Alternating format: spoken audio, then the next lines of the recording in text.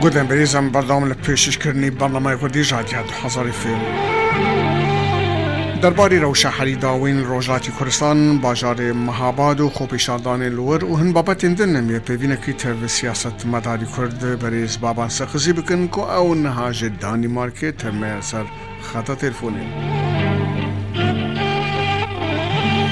کاکا بابان ایوارا باش سپاس بو کاتو باشتابونی جنابتن لام گوتو بیج لگلز گهیدو حضار فیلم بشی کردی لسیدنی استرالیا دنگو بحثی حالی آخر درباری وضعی مهاباد و شارکانی تری روجلاتی کردستان پشتی او شپول و خوپیشاندان نرازی بونه لپاش کاری ساتی خوکوژی خانم فریناز خسروانی چل لای وحیه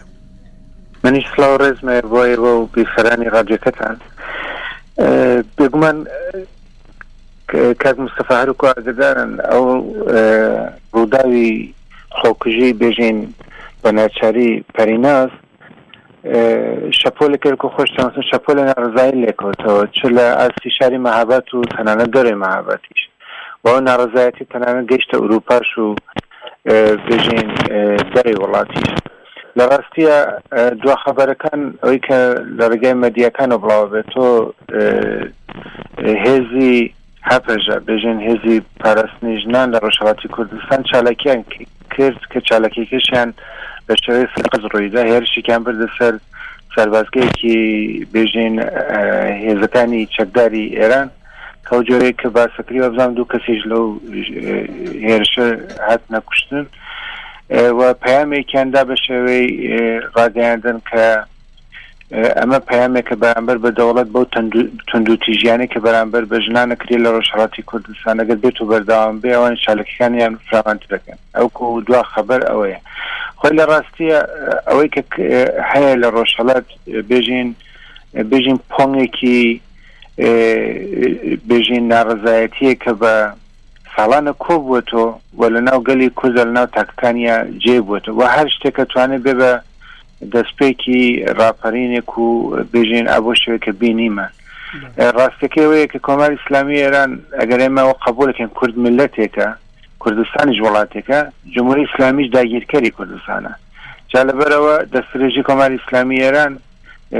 چ بۆ سەر خاکی چ بۆ ژێر خاکی چ بۆ زمان و بۆ فەرهەنگی بۆ ملەتی بۆ خەڵکەکەی بە گەنج و بە پیری و بەردەوامە شێوەیەکی سیستەماتیک و لراستی توانی بلند تنانتیش لبزور بواره پیویست باید او چالاکیه که سما ابینی لپرچکانی تری کردستانه لروشلاتی کردستان زور فراوانتر باید هرچنو بحثی که باوری من جای گفتگویه ولام اوی که توانی مرو باسکات اوی لروشلاتی کردستان تایسا هیا نارضایتیه که بهایی ملیتاریزبوونی هەرێمەکە و بە تایبەتگرتنی زیاتر لە سەدان گەنجی و لاوی کورد لە شارەکانی جیاوازی کوردستان دەوڵەتی ئێران بە هەموو شێوەبەری هەر جۆرە کۆبوونەوە و ناڕزایەتیە گرێت و هەموو هێزەکانی خۆی لە ئامادە باش داناوە خۆی بێگومان چەند شت زۆر گرینگە یەک هێزەی ناوەکیە بێژنەوە پتانسیێلی کە لەناو ڕۆژهەڵاتی کوردستان هەیە دوو هێزی ئۆپۆزیسیۆن یا بێژین ئەحزابە یا پارتەکانی سیاسی ڕۆژهەڵاتی کوردستانە خۆی بەداخەوە ئەتوانم بڵێم لەم چەند ساڵی ڕابردووە هێزەکانی ڕۆژهەڵاتی کوردستان وەکو پارت وەکو لایەن بە شێوەیەکی مارژیناڵ لە باشووری کوردستان ئەوەی کە هەمووان ئەگەدارین لە کەمپەکانە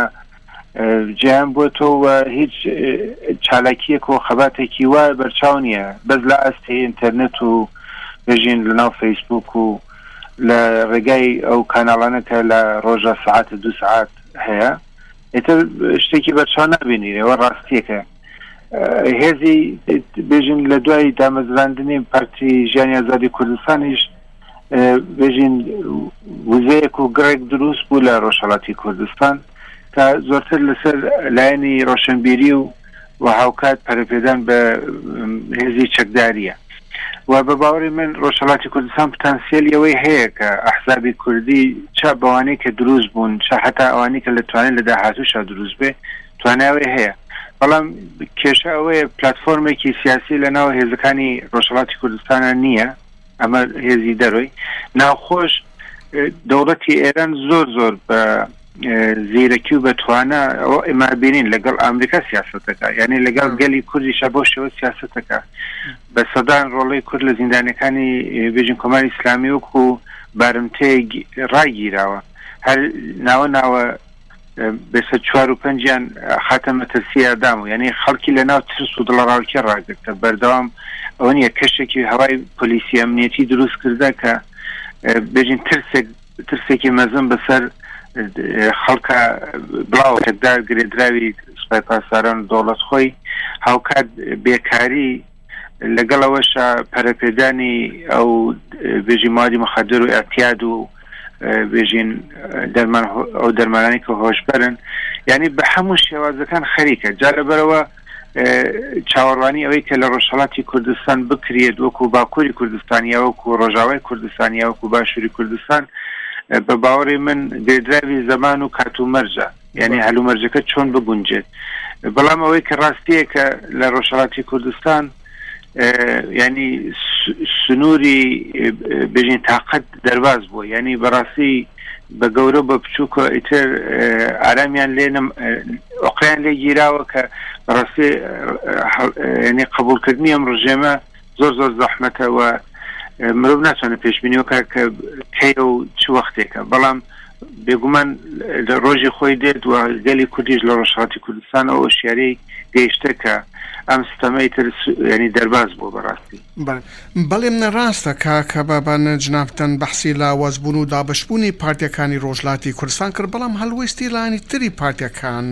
بە تایبەتی جنابتەن بەحسی پارتی ژیانی ئازادی کوردستان کرد کە ئەم پارتی بەهێز بوو شەرەکی گەورە کرد شەرەکی چەکدار دەکرد هەمبەر کۆماری ئیسلامی هەروە هەڵوێستی پێکەکەی هەڵوێستێکی وانی بتون نەبوو کە پێکەکەی و پایادێ هەڵوێستی وانی توند و چالاکی وانی مەزن هەبوو لە هەمبەر وەزەی ڕۆژهەڵاتی ناوەڕا ڕۆژاوای کوردستان بە تایبەتی شاری کۆبانێ کە من بەخۆی خەڵکی شاری کۆبانێ بۆچی هەڵوێستێکی توندی لە هەمبەر ڕۆژهەڵاتی کوردستان نییە کە ڕۆژهەڵاتی کوردستان زۆر گرنگە بەشانی تر ڕۆژهەڵاتی کوردستان مێژووکی خۆی دیرۆکی هەیە بۆچی هەڵوێستی ئەم پارتیەکان زۆر لاوازە کاکە بابان لە هەمبەر ئەم وەزعی ئەمڕۆ خۆی لەگەڵ داگیرکەری ئەو پارچەیە لە ناو شەڕایە جایشی شەڕەکە بە شێوەی سیاسی بێت یا بە شێوەی چەکداری بێت یعنی ئێمە باشە زانین ئێستا مەسەن لە باشووری کوردستان زیاتر لە 1000 کیلومتر شەڕی داعشەکە ڕۆژاوای کوردستانیش هەر بۆ شێوە پیلانەکانی دەوڵەتی بەشار ئەسەد و تورکیە و ئەو نوسرە و ینی زۆر لایەنی تر یعنی شتەکان یەک و دوو نییە لە باکووری کوردستانە خۆتەزانە هەڵ ناو پرۆسەی هەڵبژاردنە بەس تایبەتمەندی ئێران زۆر جیاوازە ئێران وڵاتێکە خۆتەزانیت مێژوویەکی سەدان نابێژین هەزاران ساڵی هەیە بۆ دەسەڵاتداری جا لەبەرەوە ئێستا هێزیکی زۆر گەورەیە کە لە ڕۆژهەڵاتی ناوەڕاستە تەنانەت یاری بە سیاسەتەکانی ئەمریکا و ڕۆژاوا ئەکات پێشتریشم باسەمان کرد ئێران خۆی بە نەنەرایەتیەوە بینێ کە لە داهاتووە بتوانێت بێ بە زلهێزێکی وەکو ئاسیۆکە چۆن سۆڤێتی کۆن و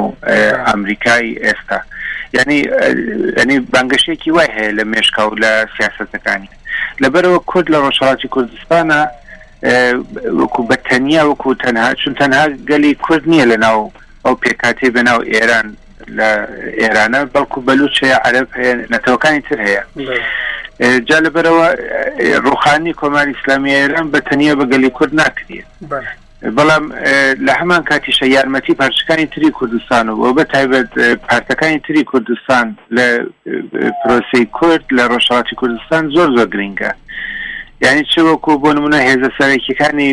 باشوور و ڕۆژاوا و باکوور ئەوکو خۆتیش ناوهێنان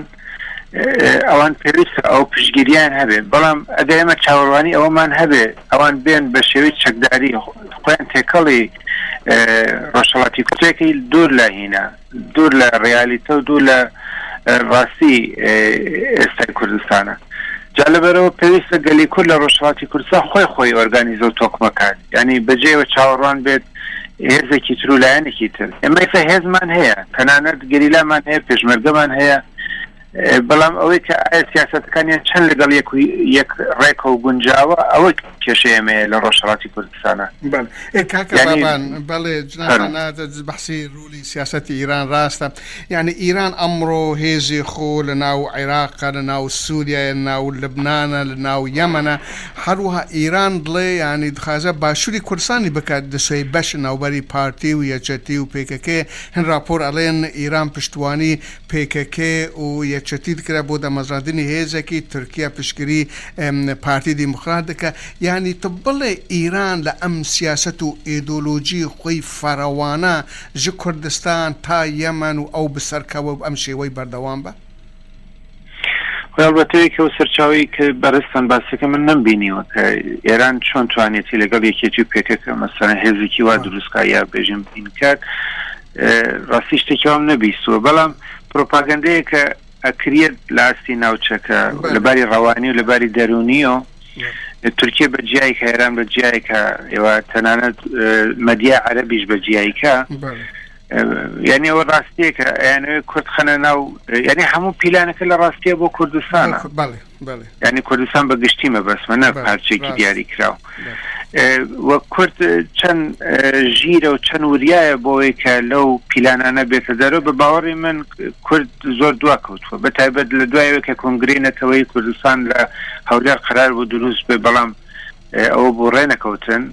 هیز سرکی کانی هر چوار پارچه کردستان بداخلش هات اما بینی من چند کرد لاواز حسو کوتی کرد. یعنی اگر لرجاوی کردستان توانی برخودانی که مزن که بلام زورترین زیان من بینی زیادتر لحزاران پیشمرگه لباشوری کردستان بدستی داعش هات شهید بون. جالب رو مروف کتوشا کرد اما کرد اتوانم بیجم یعنی کرخنه لخوامانگرین لمیجو درس من ورد نگرده براستی که مصطفى یعنی اوی پیوسته اما نمان کرده یعنی اما ولامی سردم نین اوا بلی یعنی خو من آپدیت نکرده توکو لعنی فکری یعنی استراتژیکی هاوبش من هبید هزکی هاوبش من هبید سیاستی که هاوبش من هبید خطابی اما برامبر بداگی کران و دری ولاتان هاوبش بی اما لوانین هر کس بو خوی یعنی سازی خوی لی اعلی راستیه و او پرتوازیه او بیجین هر کس سیاستی خوی دیاری که بگیری برجواندی حزبکی خوی او خال لوازی ایمه و داگی کرانیش او خال لوازه جوانیم بکاری هناوه تنها شانسه که هی معنی ایش اوی جارن لنا شری براکوژی هبوین او قناخمان تی پرانه شری چکداری یکتر نکن بلام یکتر قبول نکن یکتر آمدنین بگین سازش کیوا که من لکمل دخوازکانی خون بیم خواره اوی برانبر کمی بیت خواره لسر هنده خالی هاوبش یک گیرین او پلاتفورمه هشتا تیامانه دروز نبوه شاید بجم زیادتر چاوروانی و این هزه که درکی به اما ریک خط بینین لباشوری کردستان کات او پیمانی واشنگتن لبینی یکی تینشمانی پارتی دموکراتی کردستان اکرا لدوای وشا بردوام او چاوروانی هر کریه او بو بشکل اقلیتی اما هزه کانی روشالاتی کردستانیش یعنی او کشهن هیا نخوان لنا خوان يعني جابنو مثلا بارتي كي بدو بارت دوای به سه پارت ضعفیه می و بیگمان کمر اسلامی ایرانش اگر ابم زمان قصدکنی می جوان اسکان کرده زانه خالی لوازی مسیح خالی بقوتی مسیح بس قالی كل روشالاتی کردستان لمسئله بجین مرگی پرینازا اثباتی کرد که چاوروانی حزبکانی نیه پارتکان نیه که اوکی بن یا نان یا بین برو یا نان خلق خوی به اصلاح اتوانی بیجن پیشرو جور بیجن جیرتر لحزبکانی اما حلوست گره بران بر روزاوا کن یعنی اوا بلیم گلی کرد بچن هنگاو حال بر احزابی اما بله سیاست مداری کرد بریز بابان سقزی لدانمارک زور سپاس با کاتو باشتا بونیش دامتن لام گوتو بیج اگر آخر حسکی چکتر بلی فرمو که بابا که مصطفى من هواكم که هر وقت گلی کرد به وریایی برانبر به روداوکانی کردستان حوست گرید لپارچکانی جوازی کردستان نمونکی خوش باشه زنی بتایبه لروداوی باشور و هروها روجاوی کردستان لکوبانی اما بینی من همون پارچکان حوستیان گرد لمسئله روشالاتی کردستانیشا کەم تا زۆر لە پارچەکانی تری کوردستانە دڵسۆزی و هاوسۆزی نیشان درا. من گلەیی و ڕەخنەم هەروەکو لە پرسیارەکەی وەشە ئاڕاستەکرا لە هێزەکانی سیاسی کوردستانە کە هێشتا نەگەیشتنەتە ئەو ئاستی هۆشیاری نەتەوەیە کە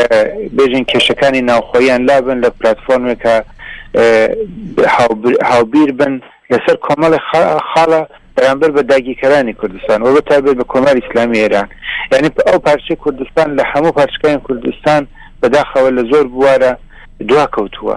و ئەوەش بەشێکی زۆری وەکوتیشم جیاواز لەوەی کە دەوڵەتی ئێران تا بە زەیانە تا سەرسخان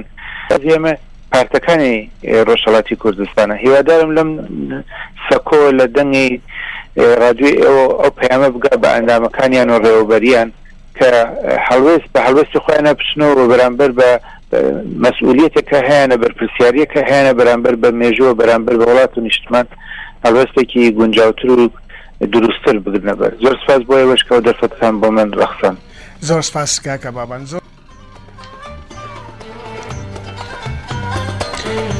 گوتن بریز و گودارا پێبینات سیاست ماداری کورد بریز بابان سەقزی کرد و ئەوژ دانیماکێ تەv مەبول سەر خەتە تەلەفۆنێ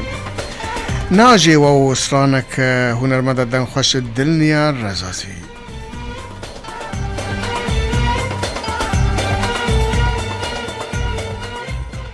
The Kurdish program every Thursday night from 8 till 9 p.m. on Radio 2000 FM.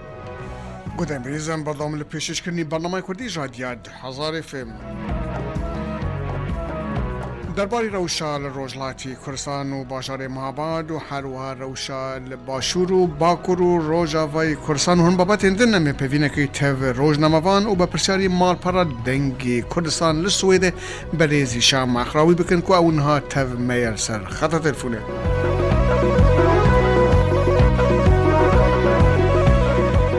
کەکەیشام ڕۆژ باش سپاس بۆ دەم و بەشداریاوە لە پێبیناتە رادیۆ 2000 FM بەشی کوردی لە سیدنی ئوسترالیا وەکیزانی ڕەوش لە هەمی بەشێن کوردستان و ڕۆژهەڵاتە ناوەڕاست بگشتی ئالۆزە لە ئەمی لە ڕۆژهەڵاتی کوردستان دەست پێ بکەن ناوکیزانیە دەمەکە خۆپیشاندانێ نەڕازی بوونێ بەردەوامن پشتی بویەرە خۆکوژی یا خانم فرێناز خۆشڕەوانی گەل و تبێژی ئەف خۆپیشاندانێن ڕۆژهەڵاتی کوردستانێ دۆرفەرە ببن؟ بله هەلبەتە لە دەستپێکی ڕێز و سڵاو منێتین بۆ گۆهدارێنوە ئەوانەها لە مەهابادێ ڕیددەتنیانژی لە ڕۆژهەڵاتی کوردستانێ ڕیدانێک بوو بڕاستی چاوەڕێ نەکری بوو لەو ما بدیتنا من ئامادەکردن خۆ ئامادەکردنە هێزین سیاسی ئین کوردی لە ڕۆژهەڵاتی کوردستانێ بووێ لێ نەبوو کە یا چاوەڕێکری کە بکارن ڕیدانێکە هۆسا مەزن بە ڕێکێکا ڕێکخستی و پێنگاوێت یەکگرتی جەماوەری لە ڕۆژهەڵاتی کوردستانێ بکەن. ئەوە لە ئالێک لە ئالێ دن تووڕەیی و نەڕازیبوونا خەڵکی ڕۆژهەڵاتی کوردستانێ لە ئاستێکی هەندێ مەزندا بوو کە کاری نەوعی ڕاپەڕینێکێ ڕۆژهەڵاتی کوردستانی دروست بکەتن vê ev heta çi pile de berefpêşkî tim rastî girêdayê gelek tiştane yên nav Kurdistanê de û derveyê Kurdistanê dûrmanî Kurdistanê de ke divê de dem dikarîn gelek axaftina li ser bikey. Nekekêşam helwêsta partiyên Kurd yên rojhilat û yên beşên din Kurdistanê li hember vê xwepêşandana çawa dît zor kes dibên ku helwêstên wan zor lawaz e zor sist e bîrûbaweriyê te çi? Belê ne tinê lawaz e yani wer wekû min lê destpêkê de gotî jî ev raperîn û xwepêşandanên cemawerî kirêdayî baridûxa Kurdistanê ne li wê de ew rêxiravên siyasî berpirsiyariyeta hera mezin werdigirin ki heta niha ev rêxiravên siyasî bi pleka berpirsiyariyetê de pêngav nehavêtine yani xwe amade nekiriye bo rewşekê li Rojhilatê Kurdistanê her wekû dibêjî ew yên razî ne ke Rojhilatê Kurdistanê yên nivîskî be û çû قريب ريبونا كي نكن برانبري الرجيم إيراني يعني براسي أبجه جهة سرسرماني وكو دبيجر لا ين سياسي يعني ين كردي أو هل أخافتني تواو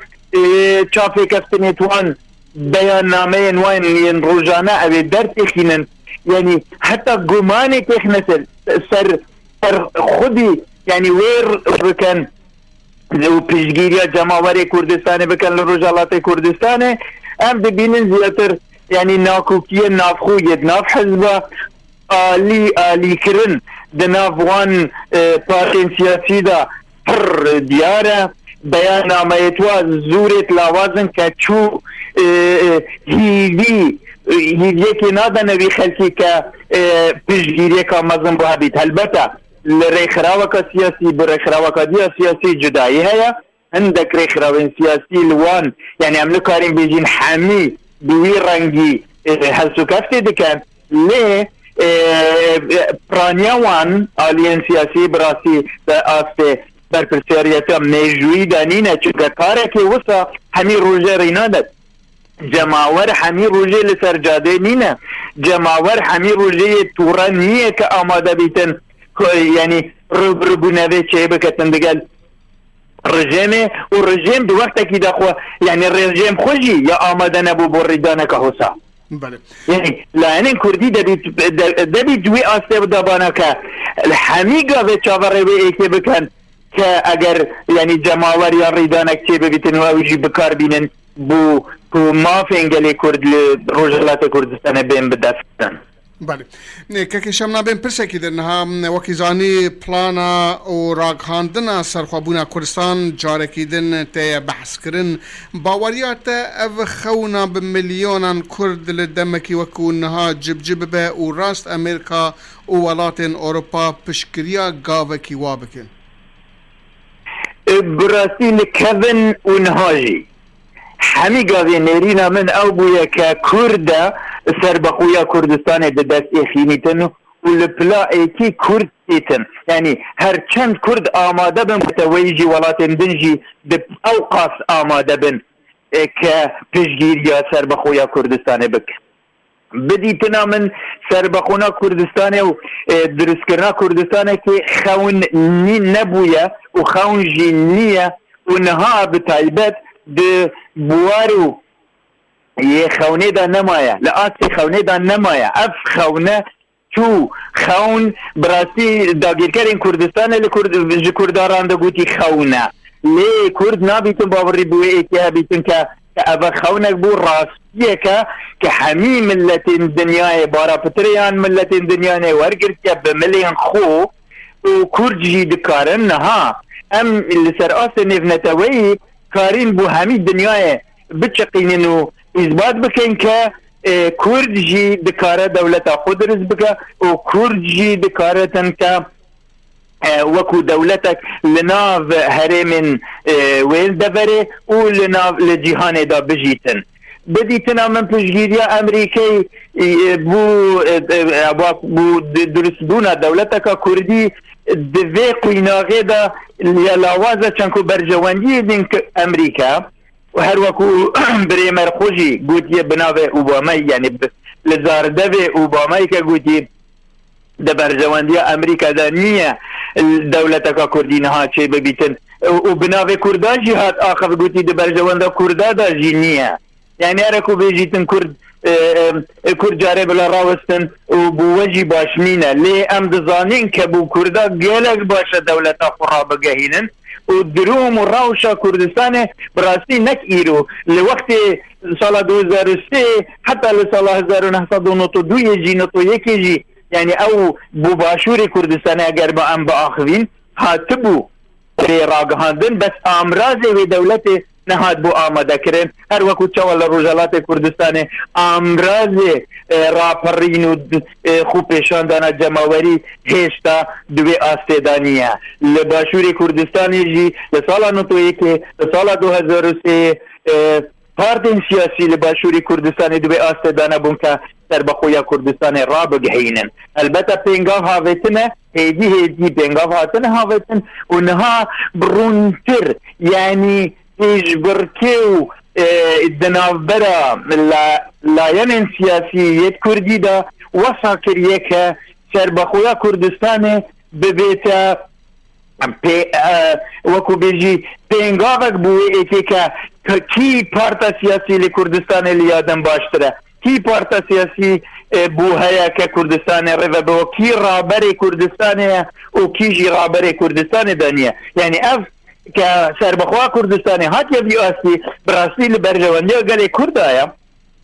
که وصل بیتن که لعنی سیاسی پیش برکی بکن لسربخویا کردستان دا لجاتی و ایکی که بری نها پیش برکی دی کردنا برای کدو دا بو دلیوه کردن و بیولان بون بو ایرانیان ترکیایان دولت کادی که شام نها وکیزانی هن لاین و پارتین سیاسی پارتین کردستان جی لدج سرخوابونا کردستان نو دبی دم ندم کردستان کی سرخوابه اگر وابه و یعنی کرد چاوی داخاز سرخوابونه بکنه کو بشکی مزنی کردان و پارتین جی ناخوازه بله براستی یعنی اف رامان پارتین سیاسی زهتری هشتا گریدا سیاستا کذن یا کردینه که لایانه که کردی سر به ایرانه لایانه که دی کردی سر به عراق روشا کردستان بخود دابش کرنا کردستان سر چبو چار پارچه و هر پارچه لجیر دست رژیمه که دا یعنی جه پیکنینه که هم ببینن ترکیه بیدنگه که کار بینیتن برانبری باشوری کردستان دا دو وقت که دا لباکوری کردستان آمدنیه مافین وقت روشنبیری و مافین هفولاتی بونه بکردکی بده نک بجین دولتا کا سر بخو یعنی دویره دا یارین مزق کرن لسر سری کرده لی یعنی جماوری کردستانه بدیتنا من نها شیارتره کودکاریتن رولک مزن بگیرید راگهاندنا اکا و عبدکاری جیرا بجین سر بخو رولکا مزن بگیرید به اویده که هیچ پارتکا سیاسی نویریتن راست و راست دجی سر بخوی کردستان راوستیتن لی بیانوتن دیتن یعنی حاجتن دیتن لوی ایکی که نها وقتی وی دولتینینا لی اگر نها وقت دولت نبیتن براستی چجارا وقت دولت کردی نایتن چون که نها باشترین دلیوا نبنتوهی بو کرده هاتیا کرن هبینا داعش هبینا تیرور لاوازیا ولات عربی هتاوی آستی که ولات نماینه یعنی او ولات دورماندوری کردان ولات نماینه بناوی ولات هیچ پیوانیه لسر آستی نبنتوهی هیچ ریز بو بان ولاتا نمايا يعني هلا مصر وكو ريفابرا بيها نتوية عربي بنافشوني دايا سعودية عربي ولاتن دي كاسي عبوريو أفيدا كجلك جحبو يعني أوجي توشي شريبونا بين رخيدي سوريا هالبحث لنا يتكرن آدن كرد جوان بترسن هروسا إيرانجي يعني إيران ريبربونك نبنتوية هيدي قال أمريكا وحمي ولات بولاتين عربي جيبا يلوي قاوي كالإيران شر درز بيتن دناف إيران دا يعني رجيما إيران بيت لواس كرن بريكا ناف خويا إيران دا نكو بريكا شركي أمريكي قال إيران كي سربازي بيت بله که شام نپرسامنا داوین تا بحثی داعش کرنا وکیزانی عراق و هیزن پیشمرگان و با آلی کاریا فروکین هیزن هپیمان امریکا و اروپا پاسدارین ایران جیش شعبی شر داعش دکنه لیتان نها داعش دستلاتیا خفرد که موصل زور باجار دستلاتیا وانده بشکی مزن آخا سوری دستی وانده گلو کیل پاش داعشه او داعش که هاد آلی کاریش کرتینه تیبینین جواز تینا بلاف کرن کو رژیم سوری ایران ترکیه سعودی نور المالکی ابنا گید به یارمتی دکنه گلو به بیرو باوریات شرط داعش و تا کنگی بردوان شر داعش بديتنا من هتاوي تاخد بردوان بالتبرجواندي امريكا لدفر وجد اسرائيل لدفر دا درز ببنو بين جارانتي كرم دوي دميدا و شر داعش نمينا ليه هتاكو او دم بيتن براسي هشتا وقتك دريج ما يبوي ايكي كبكار داعش يعني اولات انت ناف ايناين بديتنا من داعش درسكريا وولاتا حميانة تيكفا يعني جه بينا هيس بينا دناف داعش دا كحر لا ينكي داعش برجوانديا ولاتا كي باريزيتن لوان ولاتن ك لدفري دا تخازن دا صلاة بيتن سعودية عربي كيريا بريكا اميرين جدا جدا دناف سعودية دا يعني ملا بيجين حكمت وكو حكمت كبشجيري دكار ليه او اميرين سعودية هر يكو بالرنج يخوا بشجيري كيريا اردن وكو ولاتك بشجيريا بعثيان دكا كبعثيش لكن الآلة داعش وحردو يعني دكارين بيجين داعش جناح عسكري حزب بعثة يعني آلة عسكرية حزب بعثية بدنا في عراق دا نفسي وقت حتى الرجل مسؤول تركي يعني تركي جهد شاولين هاي تكرين كحمي صناعي كرنو ريك دان هو خلق خربة بتلوي دفري وخريك بخاتن شكريا يعني هريك أمريكا وكو درس كرا تركي يعني دكاري ببيني حتى كوندوليزا رايس أو سياسة مدارة أمريكية برينها كتابين خدا راسا وخو بحثي فيه كتن كداعش درس كريا أمريكا يا وسيايا أمريكية هذا تشتك نهاية بشارتن يعني هر ولاتكي برنجي خو تجهيري كريا كأف داعش درس ببيتن وأف داعش بحزب ببيتن يعني اگر هم بري خدين الرمادي وقتك ذاك حزب الشعبي الشيعان كاري كهندك الآلي سربازي وسركبيت الراس اخو امريكا كارتصور بو بلنكر وبشي ايران هيا ايران لبشتوية راوستنا بيتن او خد راسي دعوة بك وقت انمانا يعني وقت سركفتنا الشيعة لسر ارادية بعثي داعش العراقي داعش وقت وين هاتفو لو ما داعش چنكو درس كريا وحمي هيزانا وحمي وولاتا بشجيري كريا لدرس كرنه دا يعني برجوانديت حمي وان ودتا لويت نوعات جورة تيرورة تيتن اوا كبكارتي نيتن دجي خلقي بله روزنامه‌وان و به پرسیار مال پرد دنگی کردستان سوئد بریز ایشان مخراوی گلکس پاس بود دمو بشتاری اول رادیو 2000 FM لسیدنی استرالیا گلکس پاس که ایشان زور سپاس برای هجا و گودار پیوینا تف روزنامه‌وان و به پرسیار مال پرد دنگی کردستان لسوئد بریز ایشان مخراوی کرد